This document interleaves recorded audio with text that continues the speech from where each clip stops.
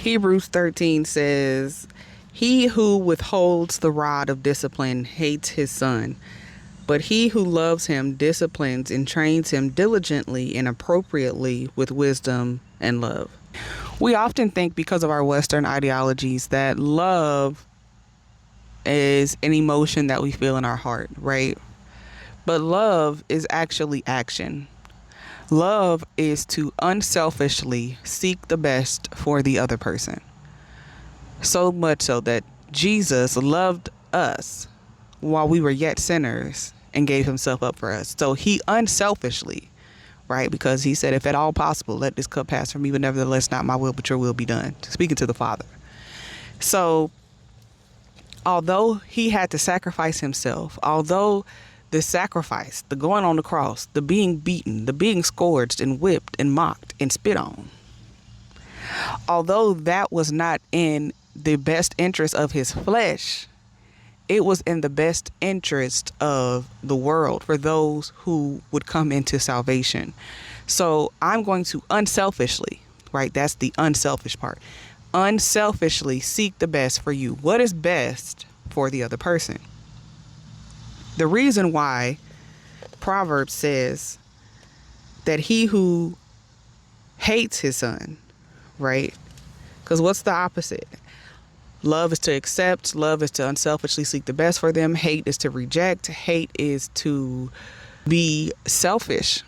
So I don't care about you. I don't love you. I don't unselfishly seek the best for you if I don't do the thing that you need. Why? Because it's more comfortable or convenient for me. If my son is showing his whole behind, okay, and I don't correct him because I'm lazy, because I'm passive, because I don't feel like dealing with it, because, oh, I just love him so much and I just don't want to correct him because I don't want him to feel sad, I don't love him at all. I feel positive feelings in my heart, but I don't love him. If I can't unselfishly, if I can't take myself out of it and give my son what he needs, if I don't correct him, somebody else is going to correct him. If I don't show him in the way in which he should go, the enemy is going to show him a way that he can go. If I don't teach him discipline and instruction, the law is going to implement discipline and instruction. He might end up in jail or he might end up under the jail. If I don't teach him how to be a good steward and how to be manageable, he'll be on the street or he'll never get a job because you're not coachable, because you don't know how to be corrected. If I don't do what is best for you and take myself out of it, take how I feel out of it, I don't love you.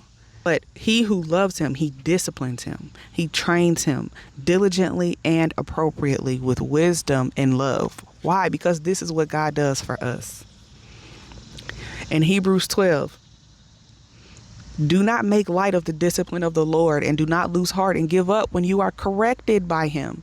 This is another reason why if I love my son, I'm going to correct him, because if he don't know how to take correction from me, he's not going to know how to take correction from the Lord. And so forget not being able to have a job. Forget having to live on the street. Forget maybe being in jail or under the jail. Your soul is at stake. If God can't correct you, you can never come into the kingdom of righteousness. Do not lose heart and give up when you are corrected by him, for the Lord disciplines and corrects those whom he loves, those whom he has accepted, those whom he is unselfishly seeking the best for. He disciplines and corrects them, and he punishes every son whom he receives and welcomes to his heart. Meaning, although I don't want to punish my son. I just love him so much. He's so sweet. He's so cute. Oh, he didn't mean it. No, if I love you, I'm going to punish you, because that's what you need to be corrected. You must submit to correction for the purpose of discipline. You must submit to correction for the purpose of discipline. Or if we take out what Amplify said, you must submit to discipline. God is dealing with you as sons. For what son is there whom his father does not discipline? Now, if you are exempt from correction without discipline, in which all of God's children share, then you are illegitimate children and not sons at all. Moreover, we have had earthly fathers who disciplined us, and we submitted and respected them for training us. Shall we not much more willingly submit to the Father of spirits and live by learning from his discipline? For our earthly fathers disciplined us for only a short time, as seemed best to them. But he disciplines us for our good, so that we may share his holiness. This is why he's doing it. For the time being, no discipline brings joy, but seems sad and painful. Yet to those who have been trained by it, afterwards it yields the peaceful fruit of righteousness, right standing with God, and a lifestyle and attitude that seeks conformity to God's will and purpose. So then, strengthen hands that are weak and knees that tremble. Cut through and make smooth, straight paths for your feet that are safe and go in the right direction, so that the leg which is lame may not be put out of joint, but rather may be healed.